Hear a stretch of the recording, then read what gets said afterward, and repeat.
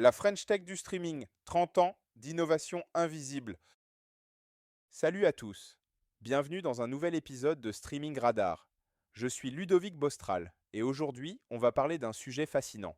L'influence française sur le streaming mondial ces 30 dernières années, Netflix, YouTube, Disney ⁇ tous ces géants américains fonctionnent grâce à des technologies conçues par des Français.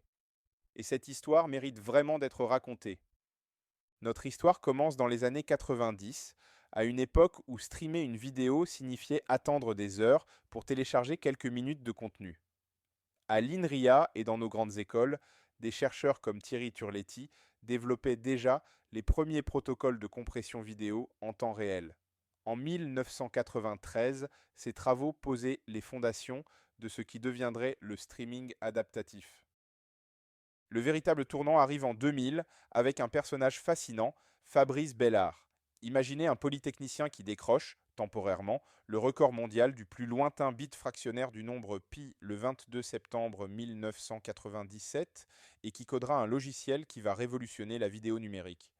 Ce logiciel, c'est FFmpeg. Pour vous donner une idée de son impact, c'est un peu comme si un Français avait inventé l'alphabet utilisé par toutes les vidéos numériques. Aujourd'hui, que vous lanciez une vidéo sur YouTube, Netflix ou pratiquement n'importe quel site, vous utilisez indirectement ou directement FFmpeg. Des milliards de vidéos sont encodées et décodées chaque jour grâce à son code. Et vous savez quoi? Bellard n'a même pas fait ça pour l'argent ou la gloire. Il a simplement rendu son code open source et a continué à développer d'autres projets ahurissants. À peu près à la même époque, dans les salles informatiques de Central Paris, une bande d'étudiants s'ennuyait ferme. Leur mission initiale, trouver un moyen de jouer à Doom sur le réseau du campus. Ce qu'ils ont créé, VLC, le fameux lecteur au cône de chantier orange.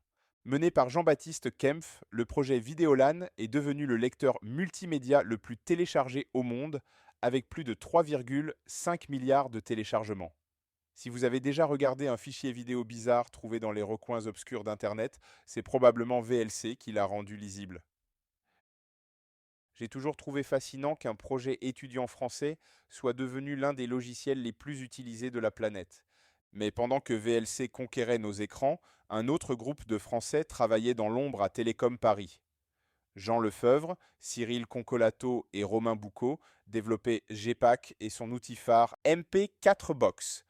Pour faire simple, MP4Box est ce qui permet à votre vidéo de s'adapter automatiquement à votre connexion Internet. Vous regardez Netflix et la qualité s'ajuste sans interruption. C'est grâce au packaging Ampeg Dash, une technologie dont les fondations viennent de ces chercheurs français.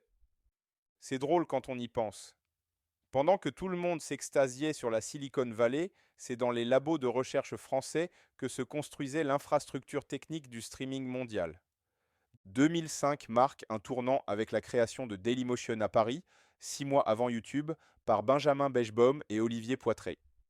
Pendant des années, Dailymotion a été le principal concurrent de YouTube, avec une différence majeure, leur technologie de streaming adaptatif HTML5.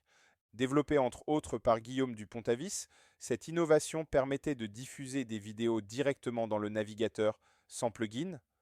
Aujourd'hui, c'est devenu la norme, mais à l'époque, c'était révolutionnaire. L'histoire prend un tournant ironique en 2014 quand Netflix, qui était alors en pleine expansion internationale, recrute Olivier Poitré pour diriger leur infrastructure streaming.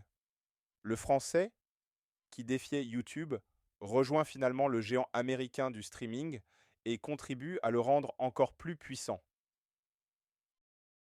Cette fuite des cerveaux s'intensifie au cours des années 2010. Baptiste Coudurier, l'un des principaux contributeurs de FFmpeg, rejoint successivement Hulu, Snapchat, Quibi, puis HBO Max. Ces optimisations permettent aujourd'hui le streaming à faible latence qui alimente nos marathons séries. Je trouve fascinant ce paradoxe. D'un côté, on se plaint souvent que la France n'a pas su créer ses propres géants du numérique, mais de l'autre, ce sont des Français qui ont bâti l'infrastructure technique sur laquelle reposent ces géants américains. La reconnaissance ultime de cette expertise française arrive en septembre 2021, quand l'Université de Nantes reçoit un Emmy Award pour son algorithme de compression vidéo. Oui, vous avez bien entendu, un EMI.